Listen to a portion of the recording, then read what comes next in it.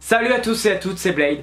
Comme d'habitude, très heureux aujourd'hui de vous retrouver pour une nouvelle vidéo. Et aujourd'hui, on va parler de Boruto du chapitre 27. Cette vidéo est un peu une vidéo à chaud. Pourquoi? Parce que je viens de lire Boruto, le chapitre 27, donc c'est encore tout frais dans ma tête. Et je vais vous donner mon avis et vous dire un peu ce qui s'est passé sans trop spoil dans ce chapitre. Bon les gens, je préfère le dire tout de suite, ceux qui n'ont peut-être pas lu, bref, je préfère le dire quand même. On n'a pas beaucoup vu Naruto dans ce chapitre, il a même été très secondaire. Ce chapitre là a été, je dirais, le début de la relation entre limite de rivalité entre Boruto et Kawaki, entre Kawaki qui est toujours sérieux dans ce qu'il fait, dans ce qu'il dit, et Boruto qui est un peu sur la provocation.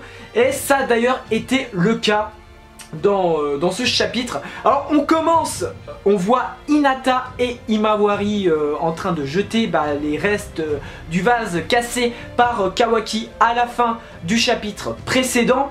Donc on les voit discuter un petit peu, genre Hinata elle lui dit bon c'est pas grave, ce qui compte c'est l'attention, tu m'as fait un vase, j'étais très contente donc ne t'en fais pas, c'est pas grave, d'accord. Et puis Himawari qui a dit d'accord. Mais ça c'était le tout début. Mais ce qui s'est passé, bon, il s'est pas passé grand chose dans ce chapitre là. Il y a eu pas mal de petites choses intéressantes que je vais vous expliquer, enfin bref. Ensuite on a eu Boruto qui se lève, voilà, il est l'heure de se lever, il descend, il va aux toilettes. Alors c'est un passage assez comique, hein, je dois vous dire. Moi personnellement je l'ai pris d'une façon drôle, j'ai trouvé ça vraiment drôle. En fait il va aux toilettes et il voit qui en chemin? Il voit Kawaki lui aussi vouloir aller aux toilettes. Et Boruto trouve une excuse, vraiment une excuse bidon, en lui disant écoute, je suis chez moi, tu es l'invité, donc c'est à moi d'aller aux toilettes le premier. Voilà, donc laisse-moi passer, dégage. Enfin il lui a dit ça limite. Boruto, quand il a dit ça, c'était limite de la provocation. Et Kawaki, il s'est défendu. Et pour une fois, parce que Kawaki, j'étais pas... Lors du chapitre précédent, quand il voulait se barrer de Naruto, il faisait le malin, bref. Là, sur ce coup-là, j'étais plus du côté de Kawaki. Et j'avais limite envie de dire à Boruto, écoute, ferme ta gueule, c'est de la merde ce que tu dis, c'est pas le cas, hein. Tu t'inventes un truc juste pour me provoquer parce que tu supportes pas ce que je sois là, que j'ai cassé le vase de ta soeur. Bref, moi je l'ai pris dans le sens là, moi je l'ai pris dans le sens que Boruto a provoqué Kawaki de façon limite, alors que Kawaki lui a rien fait là, sur ce coup là. Kawaki lui a rien fait. D'ailleurs c'était une petite conversation assez drôle. Et puis là t'as quelqu'un au toilette. Au début je savais même pas qui c'était, mais on saura par la suite qui c'était. T'as quelqu'un de la famille de Boruto qui est aux toilettes et qui dit la ferme, si vous voulez pisser, allez dehors derrière la baraque. Donc c'est ce qui... En fait, ils y vont. Donc là, Boruto pisse, Kawaki aussi. Et c'est là que t'as Boruto qui le provoque encore. Pourquoi est-ce que tu t'es mis à côté de moi, nanana.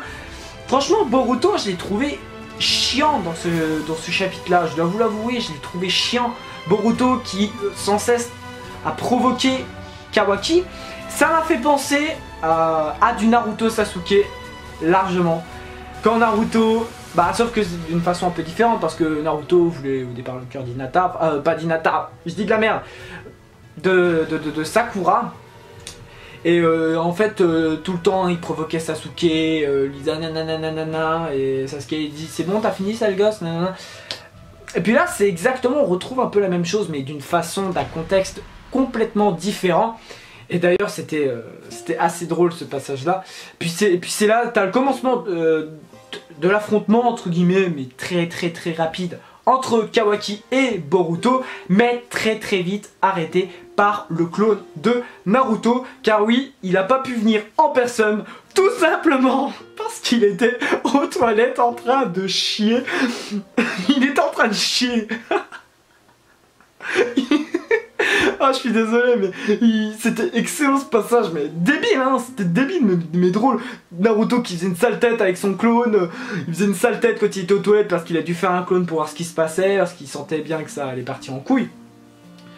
Donc c'est un passage assez drôle. Ensuite, Boruto, Kawaki sont de retour à l'intérieur de la maison et ont une petite conversation, d'ailleurs lancée par Kawaki, et il lui pose la question: Boruto, comment as-tu eu ton Kama? Donc le Kama, pour ceux qui ne savent pas, c'est le sceau qu'ils ont. D'ailleurs, lors du combat, les deux ont activé leur sceau, tu vois. Kawaki, je suis pas étonné parce qu'on l'a vu quand on l'a rencontré pour la première fois, pas au tout premier chapitre. Ça on l'avait vu, mais Boruto il est réussi à l'activer. Ça montre encore peut-être un lien. S'il y en a un qui active son Kama, l'autre commence aussi à s'activer. Peut-être que c'est comme le yin et le yang, tu vois. Je sais pas, mais Boruto qui était pas censé... toi, il l'a activé... On sait pas s'il l'a activé vraiment de lui-même ou si c'est parce que Kawaki l'a activé.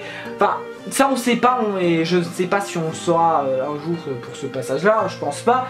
Mais... en tout cas, c'était quelque chose d'intéressant qu'il fallait absolument dire. Donc ensuite, comme j'ai dit, ils sont revenus à l'intérieur de la maison. Ils sont allés dans la chambre de Boruto et ils ont eu une petite conversation. Là, Boruto lui a expliqué comment il a eu son Kama et il lui a dit, donc bon, on sait tous comment il l'a eu, hein, Boruto, mais ce qu'on ne savait pas, c'est comment Kawaki l'a eu.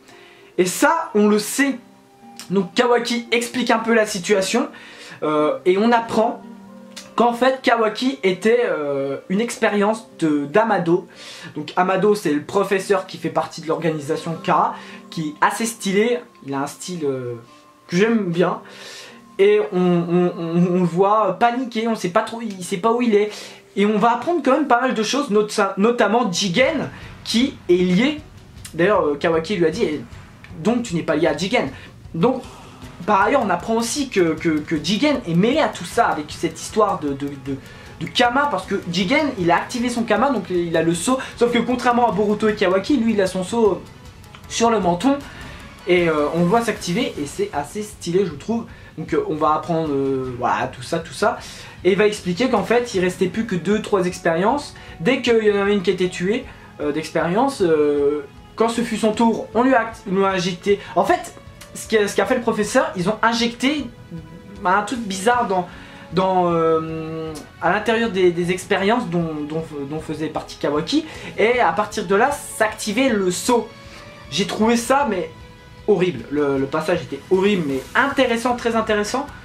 D'ailleurs pour ça, est-ce que les Otsutsuki seraient liés? On sait pas, on reste quand même, on en sait un peu plus de choses, mais on reste quand même, ça reste assez vague pour l'instant dans ce qu'on sait, alors qu'on sait qu'on commence à avoir pas mal de choses, donc c'est très intéressant l'explication de Kawaki, comment il a eu son sceau, en lui disant que voilà, ensuite il avait perdu connaissance, quand il s'est réveillé il comprenait pas pourquoi est-ce qu'il avait survécu, pourquoi est-ce qu'il a survécu, il comprenait plus vraiment de choses, donc Naruto commence un peu à comprendre parce qu'il était là à côté, hein, des rares fois on l'a vu dans ce chapitre, il était à côté hein, en train de...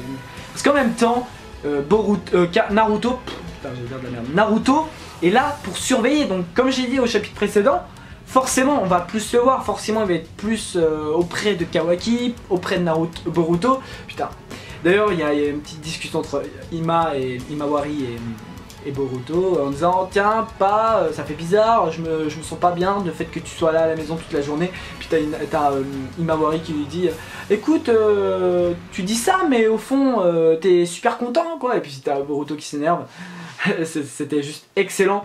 Et Kawaki lui dit voilà, moi je veux m'en débarrasser, il lui donne un peu son objectif, l'objectif de Kawaki, ce que lui a vraiment envie. Il a envie de se débarrasser du sceau qu'il a eu via Jigen, on va dire, parce que c'est à cause de Jigen qu'au final il a le sceau. Et donc il a envie de s'en débarrasser, il lui fait part de ses intentions à Boruto, sauf que Boruto écoute, ouais moi aussi je veux m'en débarrasser, je suis comme toi, parce que Kawaki lui proposait à Boruto de collaborer, mais Boruto qui disait non mais tu sais ouais je suis d'accord, mais écoute tu as cassé le vase d'Imawari, c'est impardonnable. Il lui a dit écoute on a encore à là, ça, et puis Boruto se casse, voilà. Voilà, il a encore été encore une fois chiant, alors que Kawaki s'était vraiment excusé, et Boruto du coup se casse, mais je sais pas, je l'ai trouvé chiant Boruto dans ce chapitre. Je vais être sincère, je l'ai trouvé chiant. Et à la fin, t'as Kawaki qui est vers le vase cassé du vase d'Imawari en regardant. Et puis t'as Naruto qui arrive et qui lui dit tu comptes faire quoi, nanana, ne lui en veux pas, il est comme ça, tatati tatata. Puis t'as Kawaki qui lui dit écoute, je vais racheter un autre vase pour me faire pardonner, pour que l'autre puisse plus me saouler avec ça. En gros ça veut dire ça. Et Naruto lui dit mais t'as pas d'argent, tu comptes faire quoi? Limite il a dit ça te regarde pas. En plus Kawaki le tutoie. Attention. Puis il a dit Naruto tu n'espères pas voler. En gros, et il a pas répondu à la question parce que en gros ça veut dire bah écoute j'ai pas d'argent donc oui je vais voler toi. Puis t'as Naruto il lui dit écoute viens suis-moi, on part, on va se promener. Alors on sait, putain on a à côté Boruto qui est en ville aussi, Kawaki qui va du coup accompagner Naruto. Donc on sait pas finalement ce qui va se passer par la suite. Parce que ça, on sait pas ce que va faire Naruto, est-ce qu'il va l'emmener, qu'est-ce qu'ils vont faire. Forcément ils vont peut-être aller chercher un vase. Mais un chapitre assez intéressant, assez pas surprenant.